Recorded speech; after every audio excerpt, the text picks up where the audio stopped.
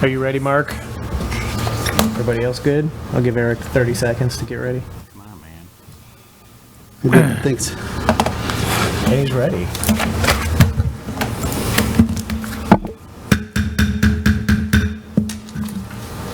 I call this regular meeting of the Village of Villa Park Planning and Zoning Commission to order. Roll call. Calvert. Here. Hofstra. Here. Jackson. Lemieux. Here. Ludke. Here. Orlowski. Here. Romano. Here. Schlinsky. Here. I too am present. With that, we have quorum. First item on the agenda will be approval of minutes. Does anybody have any questions, comments, amendments to the minutes of 7/13/23? Okay, then I would Motion to approve. have a motion to approve the minutes. Is there a second? Second. Motion seconded. Questions or comments on the motion? All in favor? Aye. Motion passes. So we have two items on the agenda this evening in new business. I'll run through real quick how the process will work for each item. We'll start with staff input, then move to the presentation of the petitioner if they have one. Then public participation and questions. That's where anybody from the public who wishes to speak would be able to come up. We'd ask that you come up here. Whenever you're speaking, come up to a mic because we are being recorded. And you'll want to give your name and address for the record. Then we'll move on to closing comments of the petitioner if they have any, questions from the commission, closing comments of the petitioner, and then discussion and a motion up here after that. So I would ask that anybody who's going to speak this evening or thinks they might speak, please rise now, raise your right hand, we'll get you sworn in. Even if you think you might have a question or a small role, you don't have to, this doesn't mean you have to speak. So do you swear or affirm that the testimony you will give in tonight's public hearing is the truth and nothing but the truth? Yes. All right, thank you. All right, first item of business is petition PZ 2307 for 11 East Van Buren Street, variation request to reduce rear yard setback. Petitioner John Catalano, PZ, let's see, okay, yeah, that's it. Mark, whenever you're ready. I'm going to give it to Stephanie for this one. All right, Stephanie. All right, so for our first request today, we've got 11 East Van Buren. They're proposing to build a sunroom addition on the east side of the structure. The existing structure currently has a non-conforming rear yard setback of 36.4, and the minimum required, is a 40-foot rear yard setback.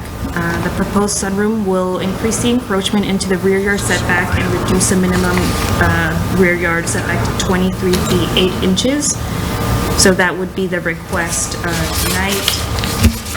As we know, the zoning ordinance specifically allows for variation petitions to grant relief to property owners. The addition is also allowed by building code and zoning ordinance. We worked with the petitioner to find an alternative location on the lot, but it proved to be difficult with the existing conditions of the property. The front yard setback is 40.1 feet, where only a 30-foot is required. And then additionally, there was a public alley to the east of the house that has been vacated, and it just makes it so that the house is on a weird, unique location on the actual lot. Originally, the petitioner submitted the application to build the addition on the interior side yard where they have a deck, but there's only a 9.44 feet from the structure to the side yard, which was completely not allowed for this specific addition. So we propose a new, less obstructive location, and even though there's still a variation required, it reduces the encroachment.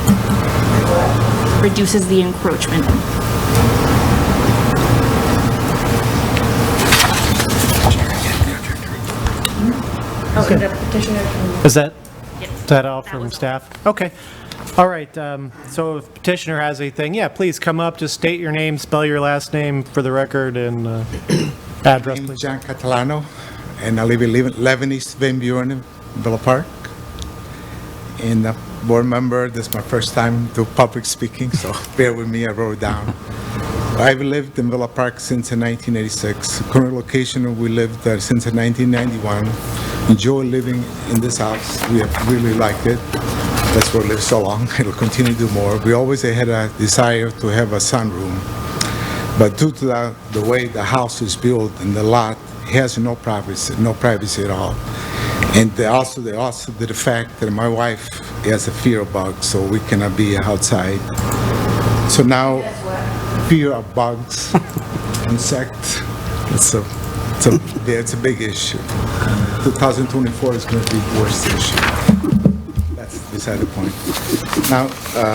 Now in this season of our life, we are retired. The sunroom will enhance our quality of life, bringing the outside inside so we can enjoy our property. I ask the board to please approve the variance. We'll be very grateful for we do that. Thank you. We really appreciate it. Okay, thank you. I have to say thank you. All right, anyone from the public wishing to speak on this agenda item?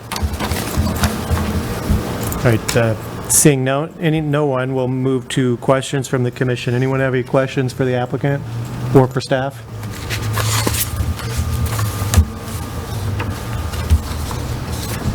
No.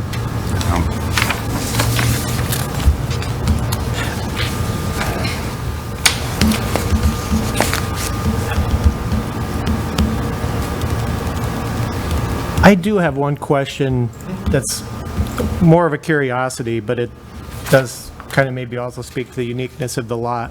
Is this lot actually platted in such a way that it has the curves at the corner, as it's shown on the map? It is platted that way. Okay, I ask because I've seen those at a handful of places in the village, and that's, as you guys know, not normal at all. Correct. And then it's also only 125 feet deep, which is very short for the village. And at the time of the construction of the home, it was 3-sided with right-of-way. Yeah. So that's why it's configured the way it is. Put in the middle of, when in reality, it should be close to our.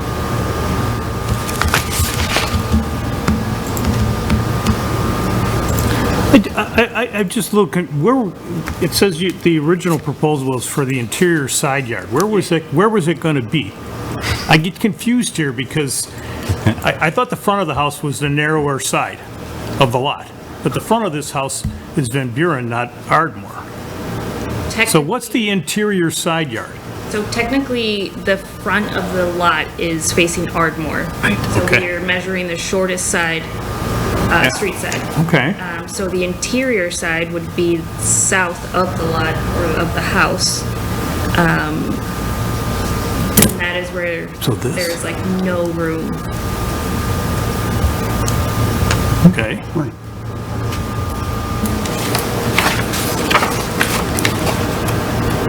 So is the thought for it to be like at the southeast corner of the house, kind of, or What, sorry? the southeast corner? Was that kind of like the original idea, or, It was southwest corner. oh, southwest corner, so closer to Ardmore? Okay.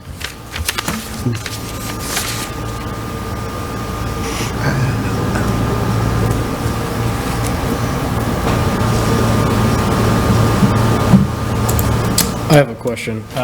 You reference in the memo the existing nonconformity already when it comes to the rear, which would be the east of the property.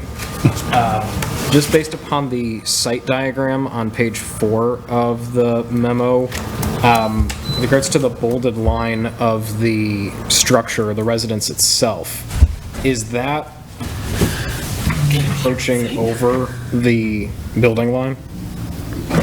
For the rear? No, for what would be the front, so on the west end, because there's just the line on the diagram, so Yeah. it stood out to me as, is it past the building line? So the building is set back at 40 feet, where, From the rear, from the front. from the front as well, okay.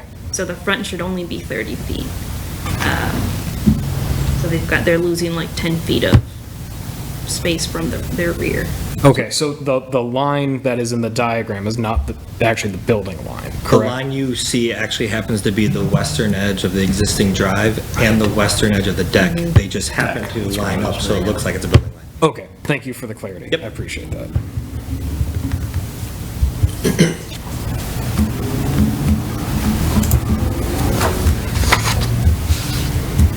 All right, any other questions?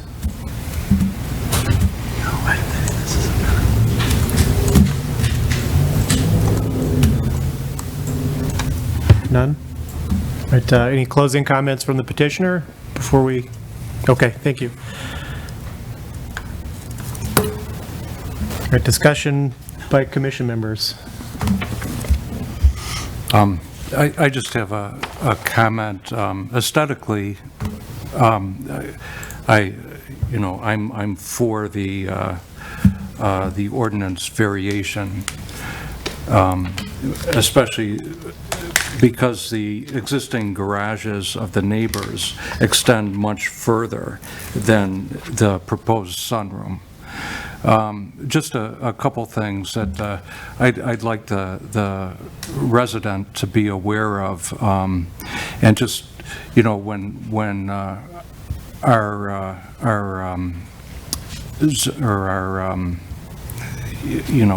code review, when they review these drawings, just pay particular attention. They're using SIPS panels, and those have OSB sheathing. OSB sheathing, and just be careful. There's connection details. I'd like your architect to pay particular attention to the connection details that are shared on the house. They need to do that. Typically, you use some tension ties to tie in that member, and then, or you use strong drive structural wood screws where you share those. The other thing is house wrap is very critical, and then take care with your flashing. The flashing, kick-out flashing is extremely important, especially with the OSB sheathing. So I would ask that the architect pay particular attention to those. I'd like to see that sunroom used for a long, long time. Thank you. Any other comments?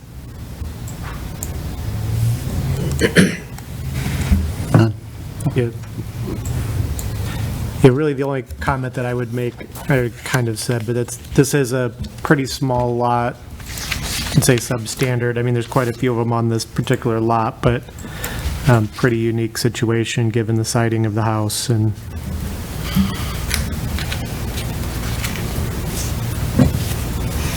they could build 10 more feet of house on the front without a variation, but contextually, this at the back makes more sense. So, all right, if there's no other discussion, I would entertain a motion from whoever wants to make it. Yeah, all right.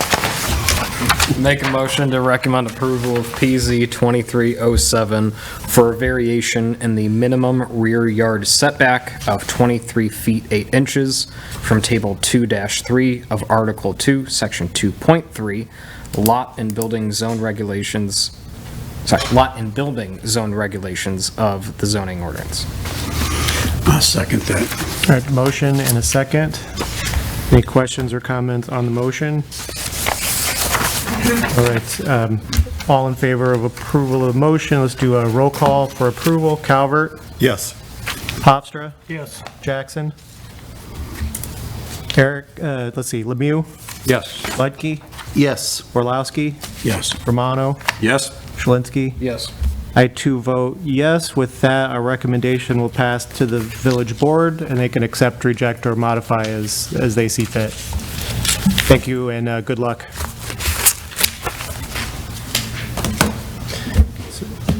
Next item of business will be petition PZ 2310 for 320 East Wildwood Avenue, special uses, variations, and final plat of subdivision. Petitioner Greg Gola on behalf of the Village of Villa Park. Whenever you're ready, Mark. All right, thank you. All right, this is a petition that encompasses quite a few requests, and it's all for the future Lions Rec Center. So we have Williams Architects and V3 Engineers here, as well as Greg Gola at the end, who's the Director of Parks and Rec. So we're asking for a plat of subdivision. You may not know, but there was a platted right-of-way right through the old building that was never vacated. They just put a building on it back in the day. So we're cleaning up all the things. There's also 26 platted lots throughout the whole thing. So we're doing one plat of subdivision to vacate, consolidate, get everything the way it's supposed to be. Additionally, we're asking for a special use for 3 different things, but all in one request. Community center, Parks and Recreation, and government facility. Right now, it's operating as a non-conforming use. So we're gonna get the special use on the books, make sure everything's on the up and up. And then the last ones are the variation requests, which are specific to the design of the new building. So everything else is a cleanup. These are the 4 things that through Williams and engineering, the placement of the building made sense. So we had 4 variation requests, which start with increasing the building height. As you know, there's a gym going in, and gyms need to be taller than a regular building in a residential district. We also have the front yard setback requirement. Once they get into the design, it's really because there's a 90-degree road that comes into the lot, Wildwood. The closest point that the building's measured at is 20.6, where a traditional front yard in a residential district would be 30 feet. Reducing the lot landscaping buffer from 4 feet to 7 feet to 4 feet. They'll show you on the site plan specifically where those particular locations are. And then the final one is to allow parking in the street yard. So in any district, we don't allow parking in the street yard. So in this, because the primary parking lot, the first one that's going to be built, is up front, it's a variation request to allow that. I'm going to turn it over to the team now to get into the weeds.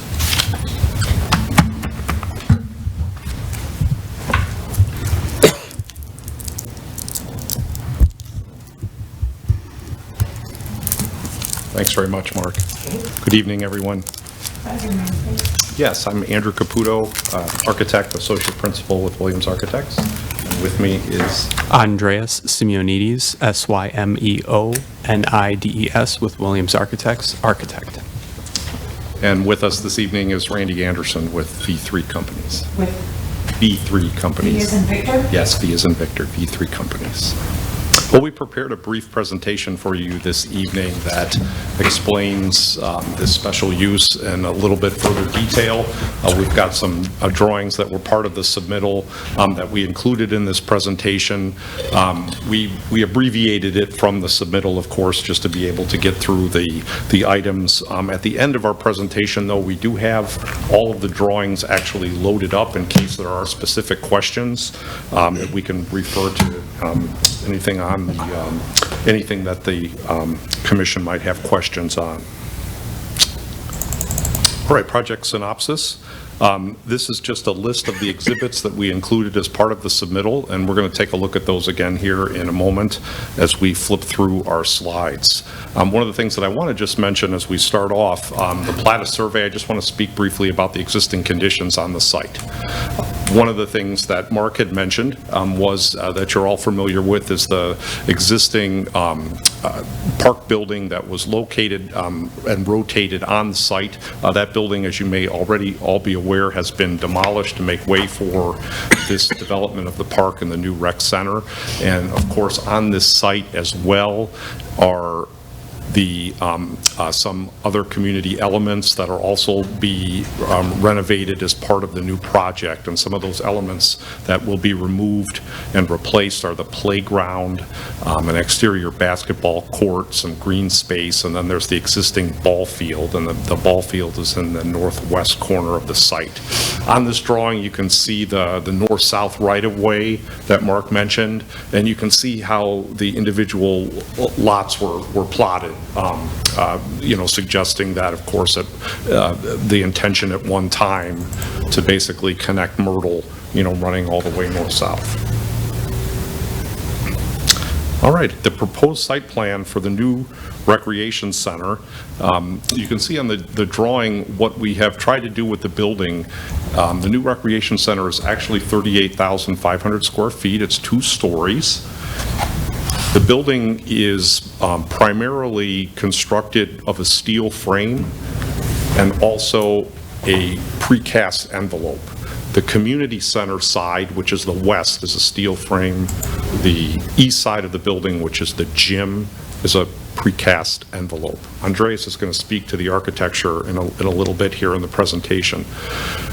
The building is located to the south so that we can preserve as much green space to the north for the use of the park. Lions Park is a wonderful community amenity, but it is a very tight site. And in order to develop it, we wanted to create enough space to let the ball field remain in its original location at the northwest corner. Also, to have some room for a new playground, a new basketball court, future parking that might occur to the north in a band that extends its way along the east lot line. Also, we have a small little patio area between the playground and the basketball court. A little bit hard to see on this graphic, but all of you may be able to see that better on your laptops if you've looked at on your laptops at the drawings. And yes, we do have a senior plaza as well to the west. You can see we've also tried to pull the building in such a way so that it's moved more to the right on the site so that we have more green space to the west, where the residential section is. Of course, the commercial is on the east side of the property. We've separated the parking. The parking requirement, fortunately, is reduced because of the aspect of sharing some parking with the future development across the street. So a lot of the development is limited here, which is a good thing for green space. One of the things that Randy could speak to if there are questions, but the parking lots will have permeable pavers, so there's some sustainable features to the exterior design that'll also make for a more of a, what I want to say, an upscale feel in a residential neighborhood to have the parking lot constructed with permeable pavers. And then we have basically the south lot's driveway is aligning with Wildwood. So you can see basically the accessible parking is to the north where it's closest to the main entrance to the building. And it just made sense from a planning standpoint to just align that east-west right-of-way right with the entrance to our parking lot. So there'll be a curb cut there that'll take you into the south lot. And then to the west, the little appendage on the site will remain as green space as it is currently.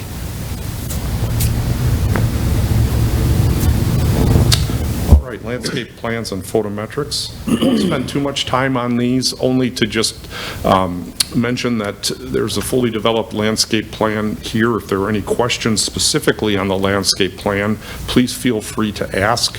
Our landscape architect is Upland Design, and they've prepared this plan, again, trying to be most mindful of the residences to the west and to screen the building and the parking lot as much as possible to provide that nice barrier there. Other than that, the building, as you would typically expect, has some landscaping and ground plantings around the perimeter of the building and with the parking lots and the islands. This is just another enlarged landscape plan with the plantings list.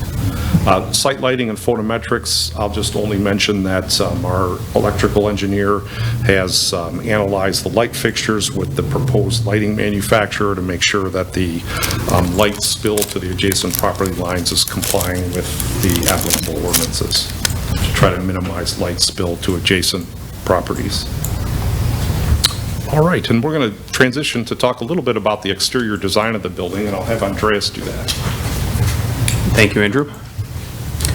So briefly, Andrew did mention in his discussion that the west part of the facility is the community center, which is on the left side of your screen, and then the right side or the east side is the gymnasium. So there's two different components materiality-wise to the facility, as he mentioned. On that east side, the gym side, it's a precast structure with glazing, of course, but a limited amount in there. That's typical for a gymnasium so that lighting doesn't affect people who are using the space.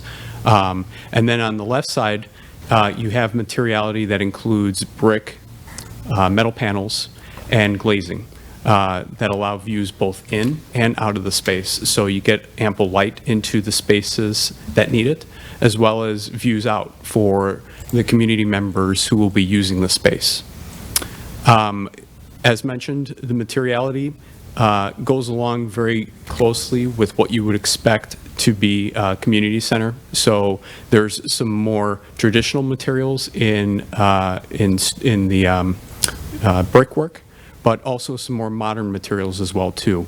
The building has a modern feel to it, but it appropriately aligns itself with what a community center would look like, especially for this type of usage.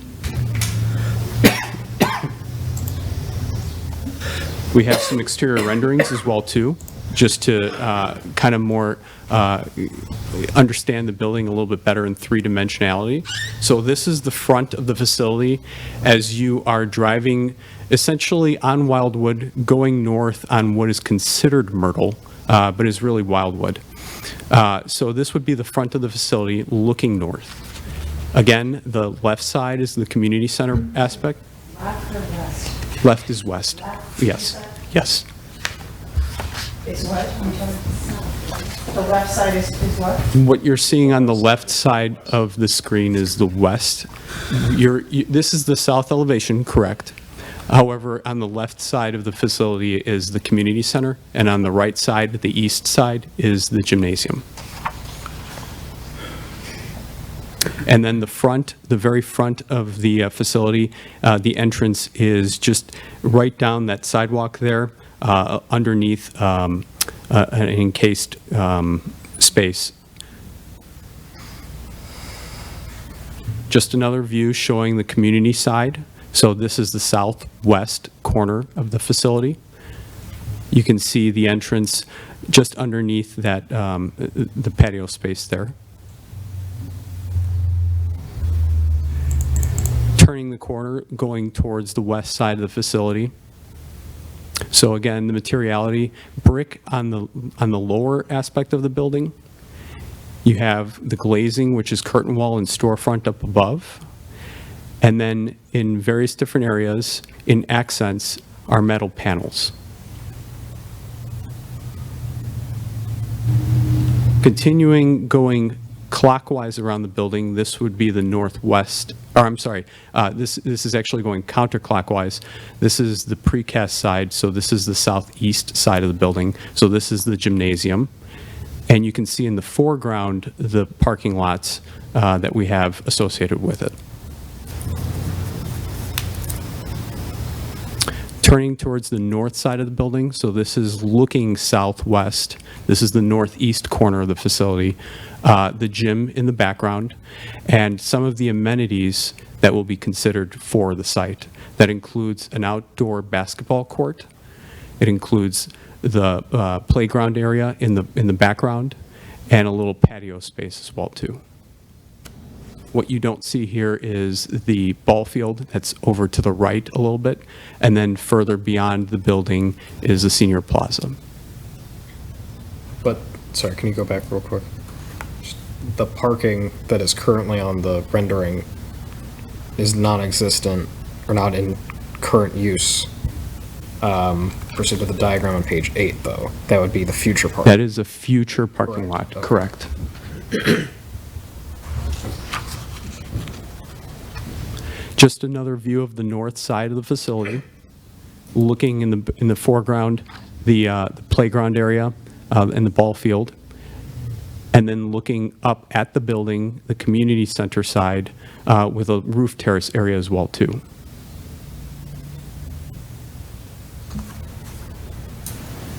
Did you want to I just want to go back one slide, Andres. One thing I just want to mention is the different materials on the building are very intentional with the context. I mentioned earlier the west side of the building being the residential neighborhood and the east side being the commercial neighborhood. So you'll see in this design the smaller scale building materials, more human scale, like brick and panels and windows. Those are located on the west side of the building. And then the larger scale materials that are, of course, also appropriate for a gym, the large precast panels, those are on the east side, which would be the commercial side of the facility. And even those are two different structural systems, and even though they're two different types of architecture, we've tried to overlap them and integrate them in this design. One of the other things that I wanted to just mention briefly about this view is the building is designed to expand.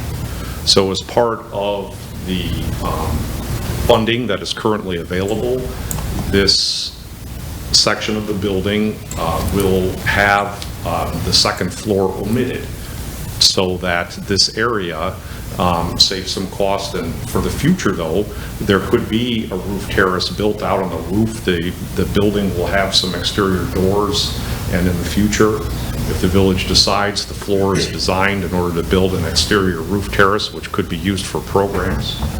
And then also the structure of the floor is designed actually to expand the entire second floor and the roof, so that program rooms someday could actually be added above on this facility. So thinking ahead for future growth. All right. We mentioned the plat of subdivision previously when we were looking at the existing conditions plan. Variance requests. Staff summarized those pretty well. Thank you for that, Mark. Again, Andreas, I don't know if you just want to summarize those again. Sure. So there are 4 total variance requests here, including the reduction of the front yard setback at Wildwood Avenue from 30 feet to 20 and a half. This setback benefits the facility because of the irregular frontage of the facility. It has a zigzag form due to myrtle. So bringing the facility further south, further to the front of the park, essentially allows for the necessary exterior amenities that will be existing on the site. That includes the ball field, which we're trying not to change, and some of the other amenities that will benefit the site with a newer, larger facility. There's an increase in the allowable building height for the facility. This is necessary due to the nature of the building. A gymnasium requires a certain amount of height, and that is necessary. There's a reduction of a parking lot perimeter landscape buffer that is occurring. Again, this is related to just the irregular site and how the site is, the limited nature of it and its irregular shape. So that benefits us to allow the facility to have the necessary amenities needed with the larger community center that's presented. And last but not least, in a very similar manner to the other 2 site-related variances, is for the allowance of the public parking in the street yard, which Mark and Stephanie also mentioned as well. Just one point of clarification on this. The request here is listed as from 7 feet to 6.3 feet. That's measured to the curb, but there's an additional 2-foot overhang on those vehicles, which is why we have it published and listed at 4 feet.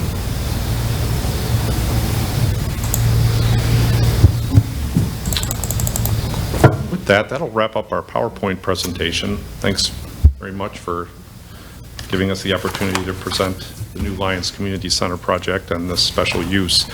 As I mentioned at the beginning of the presentation, we do have the civil drawings that Randy's team from V3 prepared, also loaded into the PowerPoint in case there are any civil engineering related questions. All right, thank you.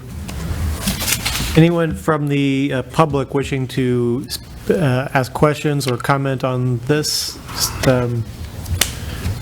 please come up here, and if you could state your name and address and spell your name if it's not a common spelling, that would be helpful. Hello, my name's Kathy Fry, F as in Frank, R-Y, Kathy with a K. I am at 53 South Euclid Avenue, so I am the very corner lot that will have the privilege of being right next to this project. Unfortunately, because of my work schedule, this is the first time I've been able to attend anything. I have a few questions, but I do believe in this. I think it's going to be great for the community. I just want to say that up front. The issue I have is right now, over the last 2 decades, I've been talking to the village, I've come to a board meeting, I've talked to the engineer, I've talked to 2 different people in the park district that are in charge of that. We have a serious flooding problem. It's been getting worse over time. Where you're placing the building is right over the main drainage line where the 2 side drains behind my property or on the east side of my property, and then alongside our property on the south side of our property. That drainage system has never worked. And my yard, and respectively, because I'm the lowest point, all our neighbors, up to 5 or plus lots, our yards are being used as a retention pond. If I won the lottery, I'd donate my property and demand that you use it as a retention pond. But the function of the system right now, the drainage system, doesn't work. I was told when the village was awarded some funds to help fix water issues in the village that we were on the list. Don't worry about it, we'll take care of it. I've been quiet for a long time now, maybe too long, but now's the opportunity. I'd like to know what's going to happen. What are you doing to fix that? And how are you going to stop my property? Because as you use up more land, that means less grass, less ground for the water to absorb into.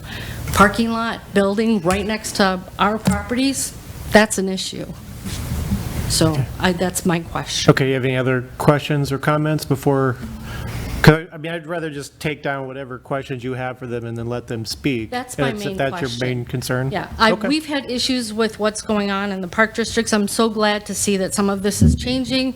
I think the village needs to be aware that that basketball court behind our house, we have seen major problems over time, and someone's going to have to monitor that.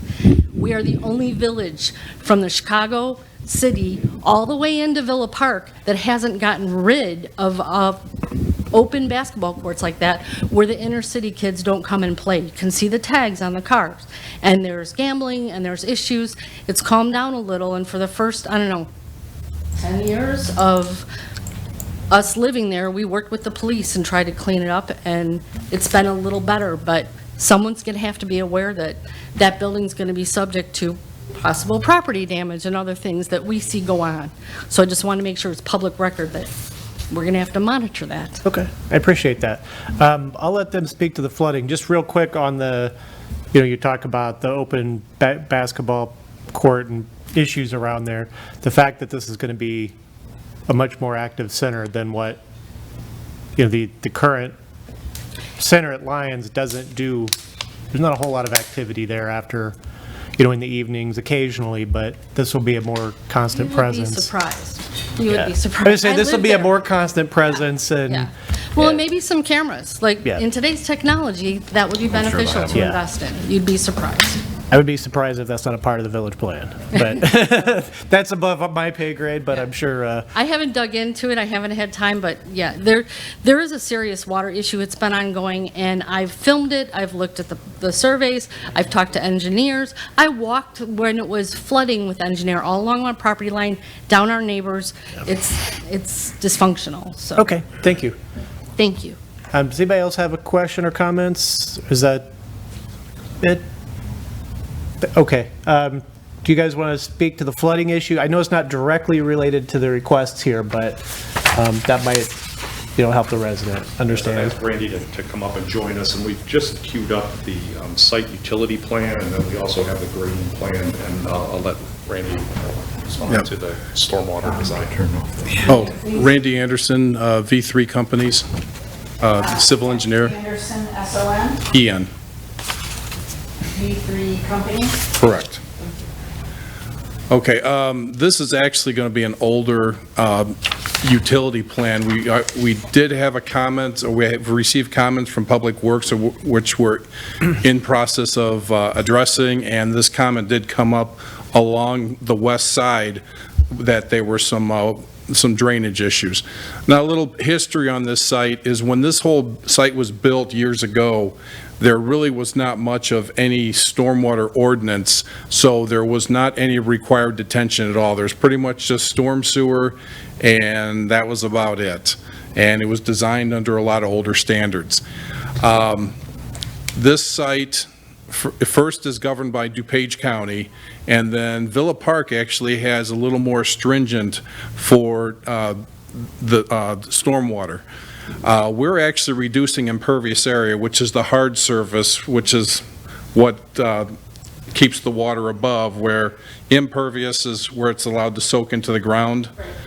Okay, so even though we've reduced impervious area in this phase of the project, under DuPage County, we would not have to have any detention. But under Villa Park, we would have to it requires detention under what they call the 2-year storm. And it's hard to explain. It's kind of a probability of something happening. It's not like a storm that happens every 2 years, if that makes sense. So anyways, they had mentioned about having the pervious pavers or the permeable pavers in the parking lots. What that allows is the stormwater to infiltrate through those pavers into stone underneath, and the voids in the stone act as the detention. And the building goes to that, as well as the parking areas, and we have some storm sewer that around some of the site that will pick up some of the stormwater. So now you have detention that was not there before. So that should partially help alleviate some of the problems, since it actually has a place to go to now. And once it goes through the stone, there is a restrictor that allows the stormwater stored in the stone to go back out to the storm sewer. And that all complies with the stormwater ordinance for Villa Park. Now, specifically, your storm pipe, and it doesn't show it here, but it will be in the next set of plans. The pipe there is about 6 to 8 inches along your property line. We are upsizing that to 12 inches. And the reason why we're not going any larger is because downstream where it connects to the street, that's also limited to 12 inches, so a bigger pipe isn't going to help you. So we put as large a pipe as we could to help alleviate along that property line. So the combination of the detention that in the stone underneath the parking areas and this larger pipe should help with that situation. Now, the amount of impervious area kind of sets when it goes from the 2-year to the 100-year. Eventually, when the site is built out, then the requirements have to go to the 100-year storm, and there will be, and then we'll put more storage underneath the proposed parking lot. Now, at this time, the amount of storage is, we are putting more storage in the stone than what is required because we're also planning for the future. So that should all help alleviate some of these problems. Does that make sense, what I'm trying to? It makes a lot of sense. I understand that. We've talked to a civil engineer, so that we would understand that. And he works with villages to do various projects. But right now, that pipe not only is too small, but where it was heading, it feeds into the back lot, which the back piping needs to be repaired because that, even some of the storm drains behind the Stoneman's house, it's inches above the ground, so it has to flood up to like 3 or 4 inches before the water actually goes into the drainage line.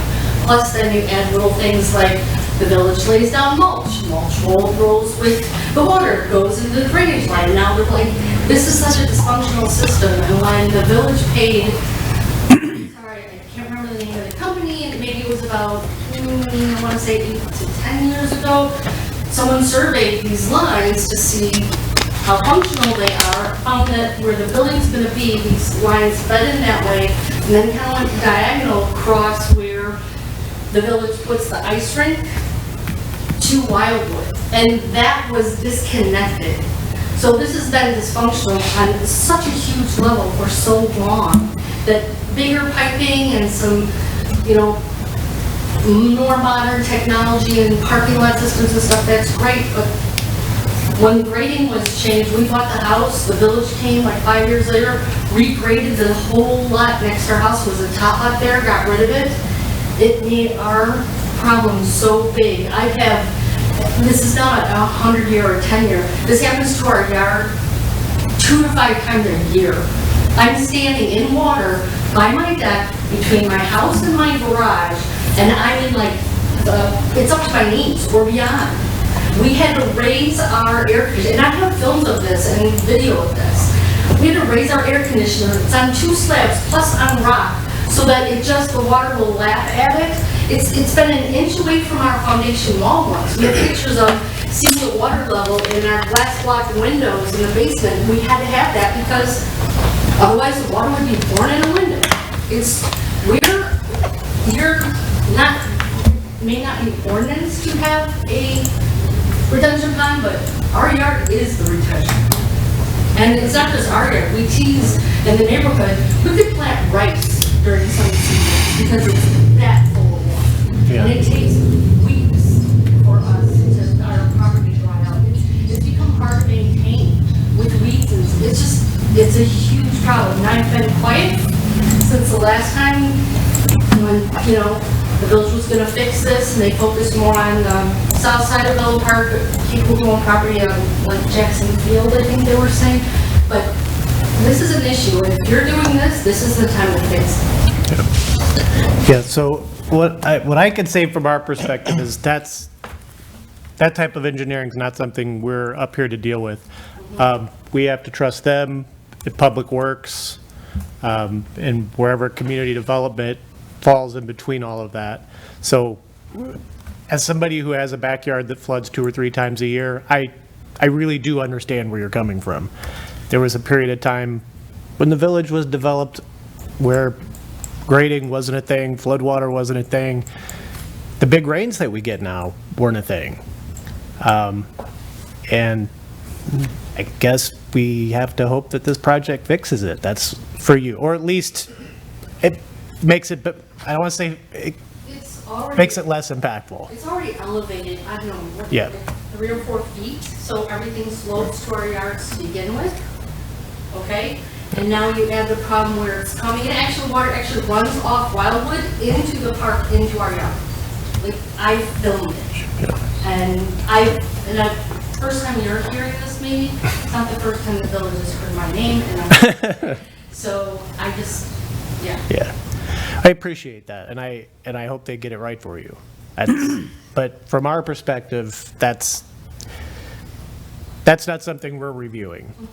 But I really do understand, and I think, I would bet that probably at least half of us here have a yard that floods. I mean, I'm just guessing, because I do. well, we're in a flood zone, Yeah, so, yeah. but All right, it's a chance yeah. to fix it. And so hopefully they will continue to work with you, and hopefully Public Works. And I don't know what community development would have to do with that, but hopefully that will be responsive and get that worked out. Go back. Yeah, I can add, we've already done internal staff review on this, obviously to get to this point, and it has been noted in the report that additional stormwater improvements need to be made along the west property line because of the historic knowledge of what's going on there. Yeah. So this project will remediate that, but as Randy pointed out, they're still in design phase. And I know that with a project like this and existing properties to the west, there's only so much that can be done with grading and so on, but this might be an opportunity to. We agree. It is an opportunity to at least lessen some of the impact of poor grading, some of which was probably done by us 10 or 15 years ago without much insight from anybody. Yeah, so no, it has been noted, and they have been tasked with redesigning. Thank you. You're welcome. Yep. All right, anyone else from the public wishing to speak before we move on? Okay, questions from the commission? I have a quick one. I just want to clarify this. You already sort of clarified it. So we noticed it as a variation for 4 feet, and that's... That's correct. Yes, and that includes the overhang, as you mentioned, but no physical part of the parking lot is closer than the 6.3 feet that they referenced in there. That's correct. Okay. The curve is at 6.3. Yes. You can't put landscaping where the overhang of the vehicle goes. Right. So the buffer's actually 4 feet. I was looking at the site plan trying to find the 4 feet. That's how I spent my afternoon, so. Thank you. Any other questions from the commission? Go ahead. I have a question.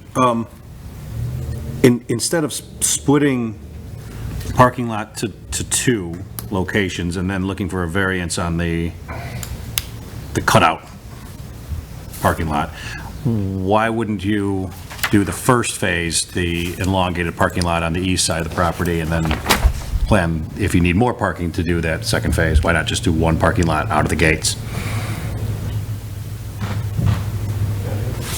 I can respond to that, or you can add any comment.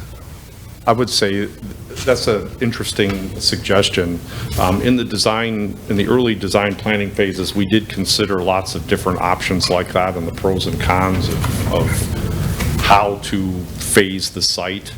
And the significance of the Great Western Trail and the access that is coming from the south, along with the Wildwood zigzag, suggested that the main entrance to the facility should be located on the south of the building. And if the parking lot in phase 1 only is along the east side of the building, then the distance for disabled and seniors is farther to get to the main entrance. We do expect pedestrian traffic and as well as bike traffic besides vehicular coming from the south. And splitting the parking lot seemed to make sense, or seemed to make the most sense of the various options that we considered, like the one that you're suggesting in the early planning phases of the project. Mark, do you have anything to add? I'd like to piggyback off of that because in my review, I did note the 3 handicap spaces on the southwest parking lot in comparison to the current, let's call it the southern, or the southern of the eastern lot. So I don't mind that split as long as we can accommodate those that are in need of handicap spots. But as I said, I'd like to piggyback off of that thought. If the eastern lot is expanded to the north, how many more handicap spots will we need to designate to be compliant with the code? It depends how the parking lot is phased. The ADA and the Illinois Accessibility Code have a minimum quantity per the number of spaces based on 50 spaces, 100 spaces, 200 spaces, and we would certainly suggest at least providing the minimum in each section of lot. There's 2 phases. I would not be in favor of anything less than the minimum. Right, and that certainly could easily be increased and provide more accessibility. We did have discussions with Greg's team very early on, again, in planning this expansion in 2 phases. Basically, you could see the parking lot is basically 1/3, 2/3, and then, 3/3 the whole. And we discussed the fact that accessibility was an important aspect to sharing in these exterior amenities. So the notion that all the accessible parking would just be to the south parking lot is definitely something that we discussed and we're mindful of in the future. Okay, so I Yeah. understand I'm not going to hold you to the specific numbers Sure. based upon the ratios that Right. we need to hit pursuant to the ADA and our own code. But speaking to what you just mentioned, as we do, if and when expansion does occur, you just indicated that the intent would be to then increase the number of handicap spots in that southern lot for the accessibility for the community center side of the project. Is that correct? Right, and the reason why I'm not noting specifically the number is because I think that in the spirit of the future, that quantity could be variable. There could be something, again, that's discussed as part of a future permit application, right? The quantity of parking spaces is determined at that time, along with the requirements for landscaping and parking lot islands and that type of thing. Okay, thank you. I can further on that. Under today's ADA code, which is the bare minimum, you have to meet that. 3 additional handicap stalls would be required for that expansion. The full expansion. The full expansion, 3 more. So you have 3 on the 2 parking lots now, that's code. The expansion would require an additional 3. The math is roughly 1 per 25. And as we said, bare minimum, Yeah, that seems even low to me. yeah. That's, yeah, I mean, if Greg starts programming it with certain senior activities, and you can put in more, no problem. That's just the minimum that we will have. Yep.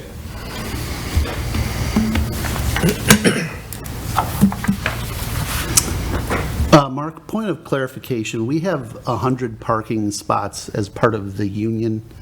Mm-hmm. How much of that is tied to this project requirement? So the requirement is none. This is meeting the This requirement. meets their, On-site. okay, Yep, it's bonus, overflow. It's also the whole. I understand, yeah, I just didn't, Yeah. he alluded to Yes. parking available for, I didn't know if that was, It's not a strict requirement, because this site meets the code requirements parked with those For two. the facility. Yeah. So even the additional 2 are even more in bonus, because the 2 meet the size requirements right now. right now. Yep. Otherwise, they'd have to put it in phase 1. Of course, yeah, I understand.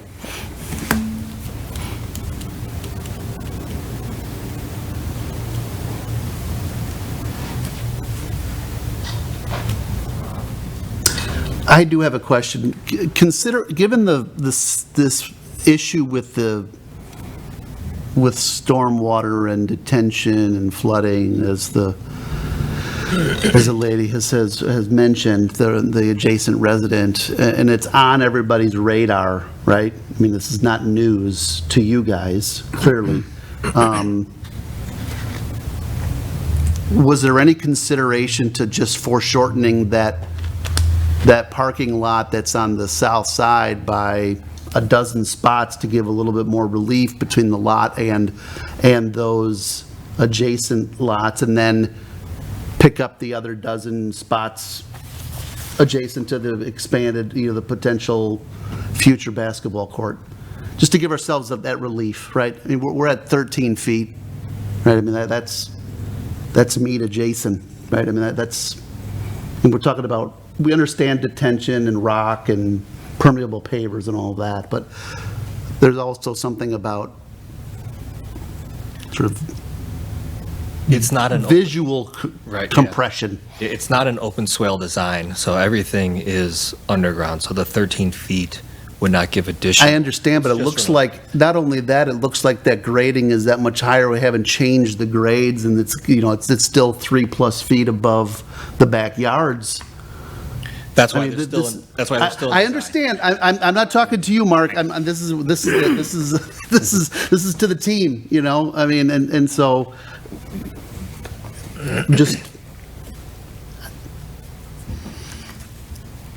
But this is the design, and this is the design, and this is what it's going to be. That's the response I'm sort of hearing. Is that accurate?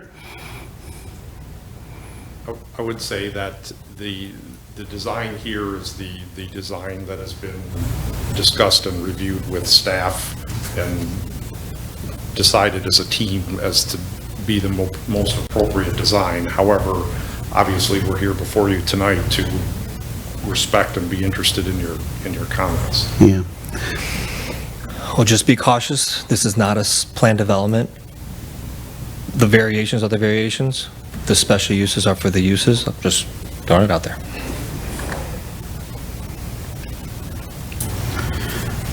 I'll make some comments onto the flooding. I've spent a lot of time over there on both sides of the path. Both sides of the path have flooding. I think it has a little more to do with after it leaves that area. I don't know if there's any restrictors somewhere or something, but the water's accumulating all the way from the west down to the east, whether it be on the street or anything else. So I don't think what we're looking at tonight won't alleviate or correct. I don't think it'll correct any of the main issues as far as the flooding that's in both areas.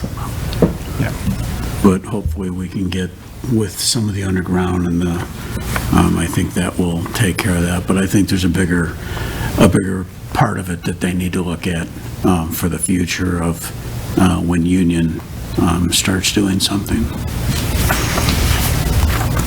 Can I ask a quick question? No. With regards to the parking, the closer you put parking towards the residential homes, it's been our experience that they use our street to get to the closest point, right? So if you put the door on the south side of the building, the closer it is to Euclid Avenue, that's like the easiest path. So even if there's parking farther on the east side, is there anything that can be done to alleviate some of that and or maybe shorten the parking to have a little bit more of land versus a parking lot closer to the residence? I would just respond to say that if it's the desire of the village and community development, of course, representing the village as our client, as the village's architect, we could reduce the size of the south lot and increase the size of the east lot upon given that direction to do so. Though that's at the cost of ultimately reducing the Number of future stalls, yeah. parking if it is necessary. I mean, that's the downside to reducing that, right? Because But we've established that this is parked. It's Right. not underparked or It is. overparked currently. Correct. And any expansion that we're talking about with the future parking obviously isn't tied to a building. We're not talking about expanding this building ridiculously to sort of have another 60, require another 60 cars. Correct. It'll help accommodate for all of the outdoor activities that'll be on site. That's the additional. I understand, yeah. Baseball tournaments, basketball, pickup, that kind of stuff. Pickleball is also in conversation.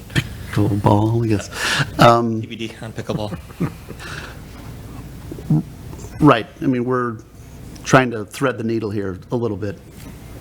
Fair. Literally, figuratively, in more ways than one. Yeah.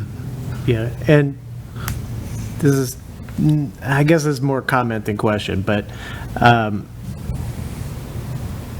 know the site plan is itself, like amenities, there's a lot of future this, future that. I understand that's all evolving, and I know that pickleball's in the mix maybe, and I know all that's changing, but one thing that, just looking at the site plan that I wonder,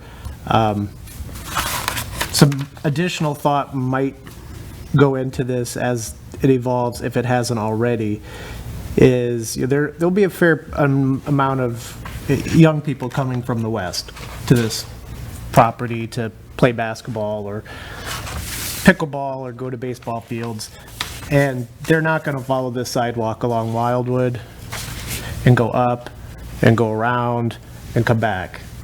They're going to come from Euclid and Wildwood, they're going to walk on this little future path here that doesn't go anywhere except for back to the sidewalk or through the parking lot. So to the degree that you can look at some sort of solution for that, that might be, I don't know if there is a solution. There's 13 feet there, the landscape plan, you've got trees in there, but the reality is you'll have kids on bikes come through here, jump into the parking lot, jump the curb back up the other way, and probably. Maybe they'll ride all the way around the parking lot, but I wouldn't have when I was that age. They certainly won't walk all the way there. Other questions? So Mark, to the conversation about the potential of sort of foreshortening the south parking lot, is that ball in your court? I mean, is that conversation done? I'm just saying, because it sounds like from the architects, he's working with the village and staff and all that, so we're It is not out of the line to make a recommendation on the special use to modify the parking, even though the parking is a variation request, because the site plan is part of the special use. You don't condition the variation, either allow the parking in this. Of course, yes, exactly right, yes. The special use requires parking, you can condition the special use. Keep in mind though, if you are making a recommendation to, say, reduce the parking by one stall, which happens to be about 9 feet, it'll actually be eliminating 4 stalls total. Well, actually, more than that. It would probably be, I'm saying you'd probably lose 8 to 10 in that area. That's what if you're talking about it, because you're talking about the middle island as well. I mean, Everything shifts. Everything, I get it. I completely understand, right? The idea on the design with the team was to provide as much parking as possible while still providing a landscape buffer on the front lot because of its proximity to the downtown. Because you will walk over. I understand. Yep.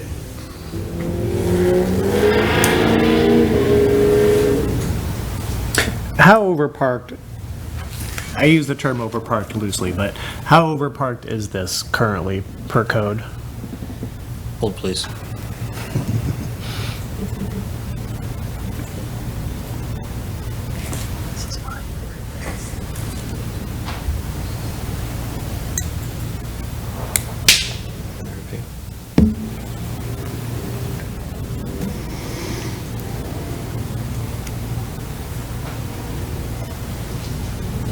Based on square footage, we're pretty confident it was 72 was the required. Okay, so we're overparked by 1 currently. So that's, Not including, I'd hesitate to not call including that- the street parking that is also provided by you. okay, Yeah, that's on site. yeah. And then everything else on top of that, the 2 to the north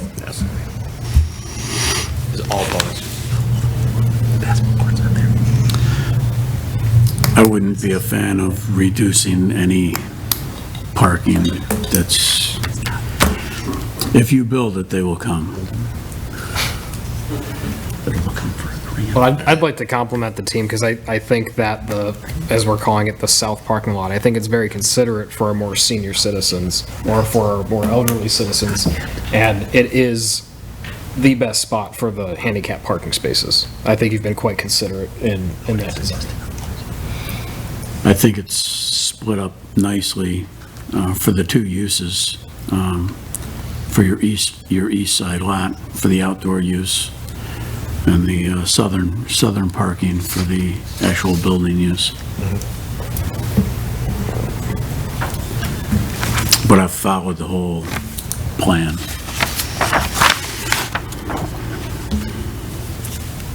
Are there other questions?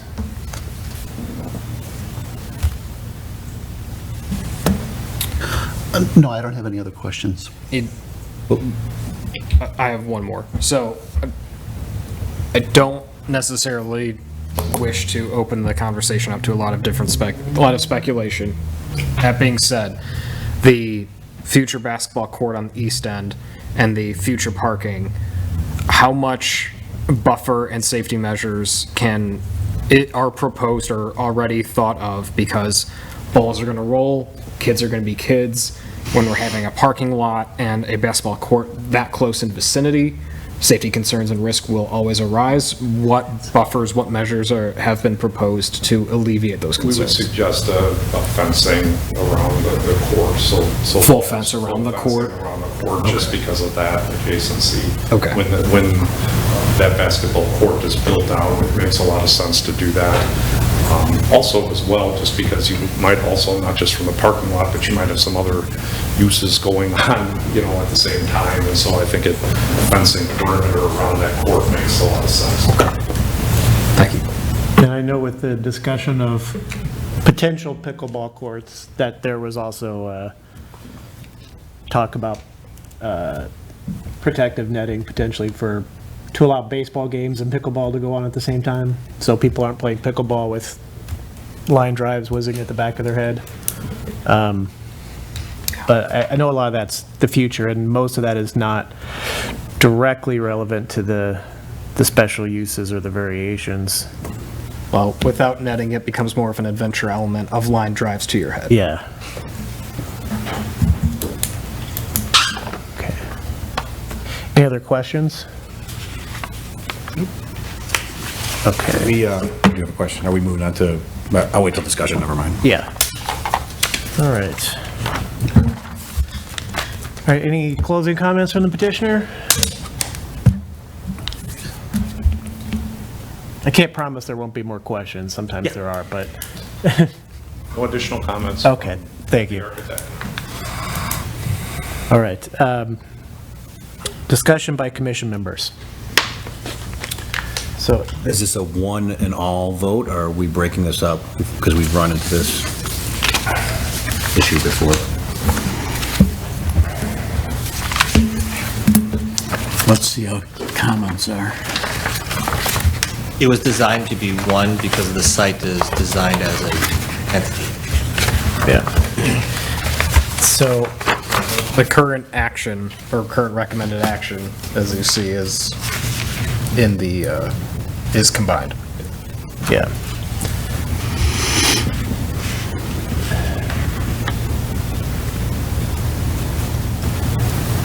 So I actually don't have any issues with any of the variations that are being requested for this project. Even if there are aspects of the project that, this project has been evolving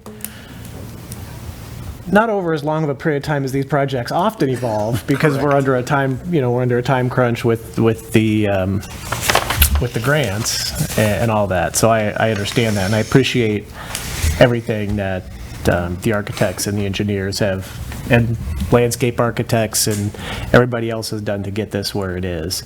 And even if there are nits that I would pick, and Commissioner Lutke's comment about whether that parking lot could be a little smaller, none of those are directly related to the variations or the special uses that are here. No, they wouldn't eliminate any one of them or not, exactly. Particularly the variations. So I would just remind you to keep that in mind. So if there are any discussion up here,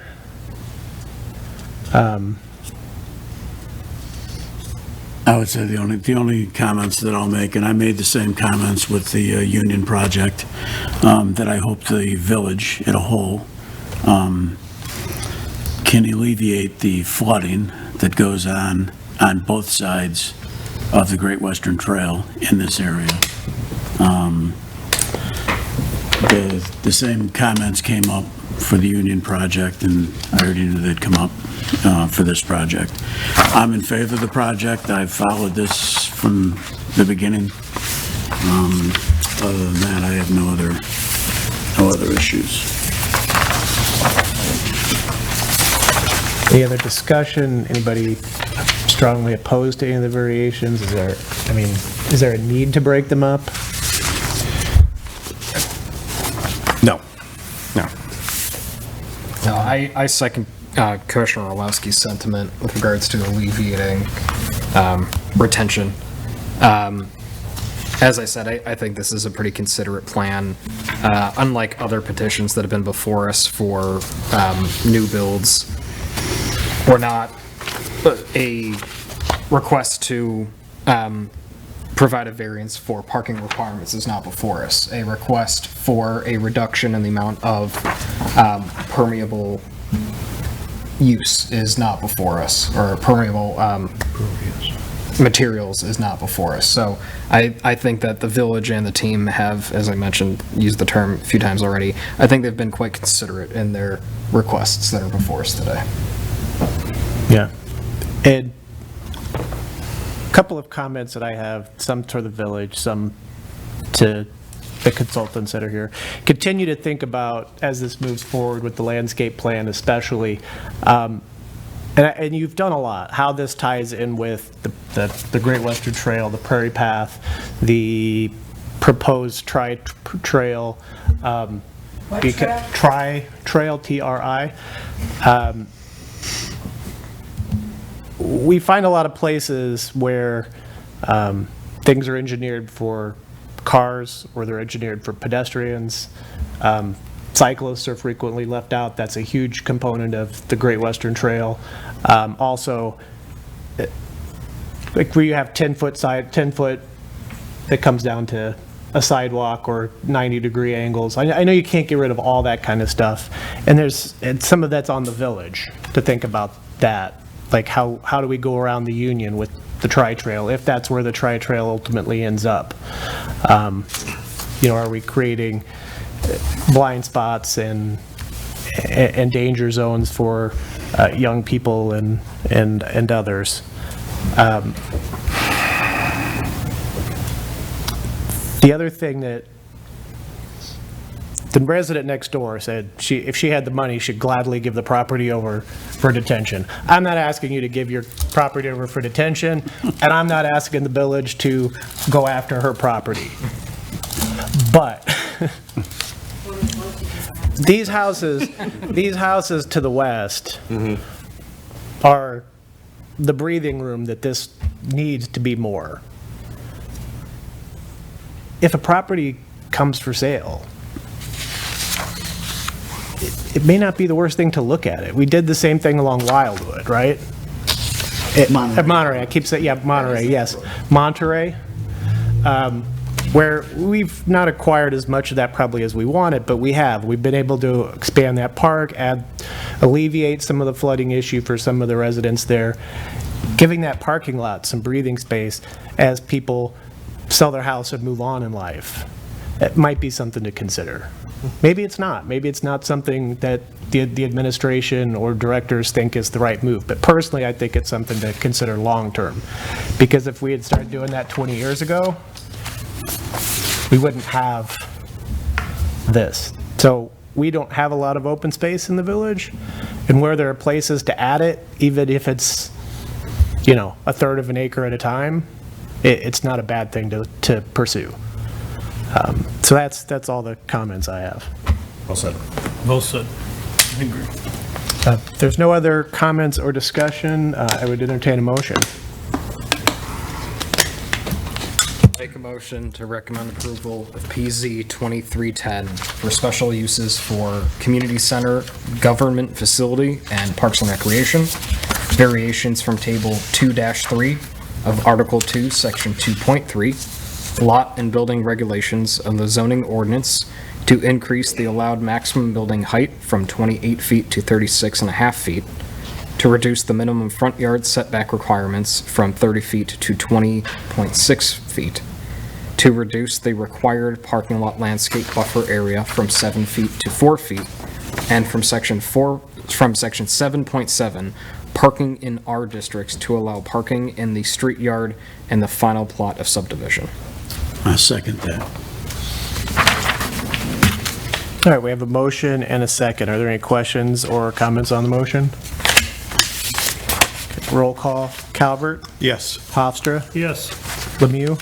Yes. Ledke? Yes. Orlowski? Yes. Romano? Yes. Schwensky? Yes. I too vote yes. With that, our recommendation passes to the village board. I'm really looking forward to this project. So I know you're in the final days. I hope it continues to get refined and is truly the great project that I think this village deserves. Thank you.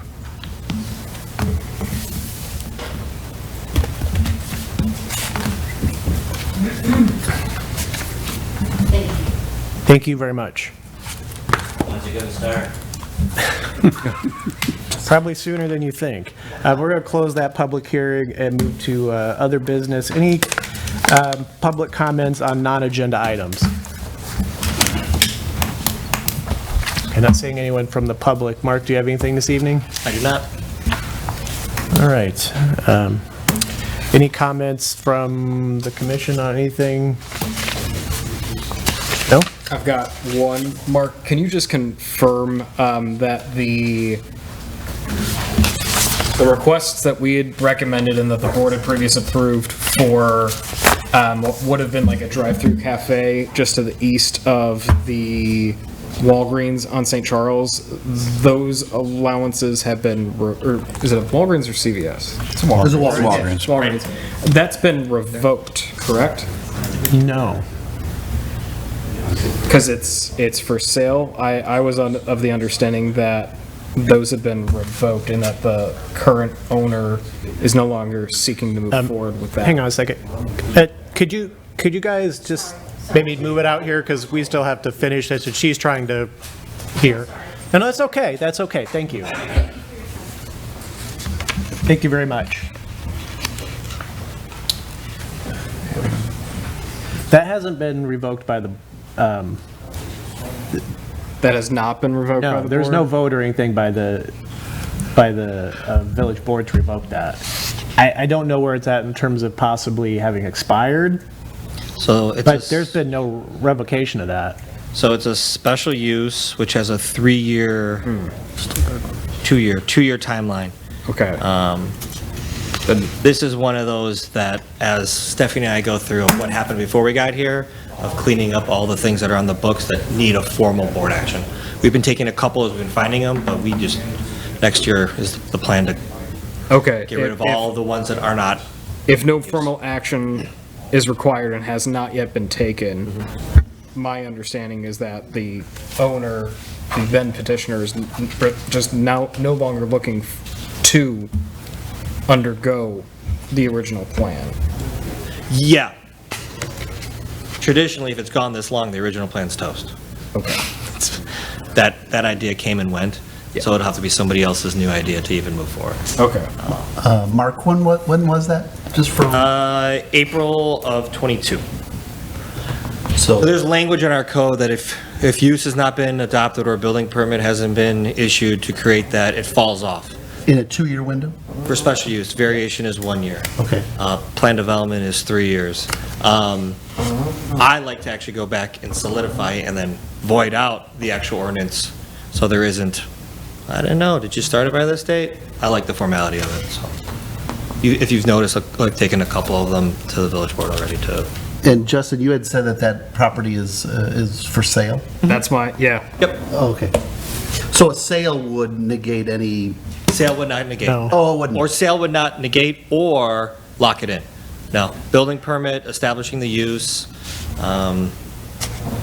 or if the use was already established because like a non-conforming. you want So you're saying that the variances, the special use that was received, variances, I think there were on that one. And special use, yeah. Oh, okay. Yeah, That could special be- use for the drive-through, and then I think there were 1 or 2 Yeah, variations. that sounds right. I think there was a parking variation on it, yeah.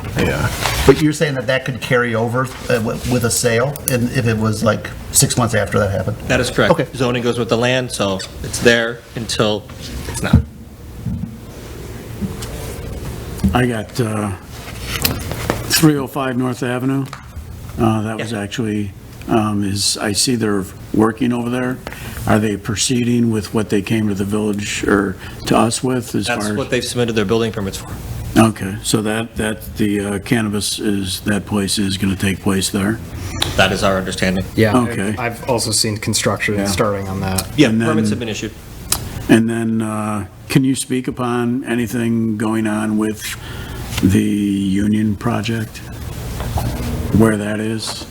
We extended the letter of intent to February, so we're in additional conversations regarding pro forma and TIF and development.